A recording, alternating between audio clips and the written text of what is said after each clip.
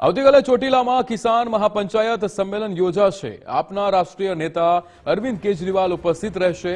35 વર્ષ બાદ કિસાન મહાપંચાયતનું આયોજન કરવામાં આવ્યું છે।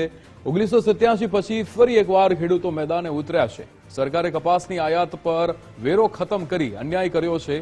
ખેડૂતો માટે નિર્ણય લેવાની જગ્યાએ પડ્યા પર પાટું વાગ્યું છે। ગુજરાતના ખેડૂતોને મહાસંમેલનમાં જોડાવા અપીલ કરી છે। ચોટીલાની અંદર સૌરાષ્ટ્રભરના ખેડૂતો એકત્રિત થવાના છે। 1987 પછી સરકાર સામે પડતર માંગણીઓને લઈને ખેડૂતો સંગઠિત થયા નથી। એવડી મોટી સંખ્યામાં ખેડૂતો સંગઠિત થવા જઈ રહ્યા છે। આ સંમેલનમાં આમ આદમી પાર્ટીના રાષ્ટ્રીય સંયોજક માન્ય અરવિંદ કેજરીવાલજી પણ ખેડૂતોની લડાઈમાં સહભાગી થવા પધારી રહ્યા છે। ગુજરાત પ્રદેશના નેતા ઈસુદાનભાઈ ગઢવી હોય, ગોપાલભાઈ ઇટાલિયા, હેમંતભાઈ ખવા, સાગરભાઈ રબારી, મનોજભાઈ સોરઠિયા, તમામ નેતાઓ ચોટીલા આવી રહ્યા છે। લડાઈ કોની છે? લડાઈ જગતના બાપની છે। પહેલી વખત 1987 પછી ખેડૂત મેદાનમાં ઉતર્યો છે।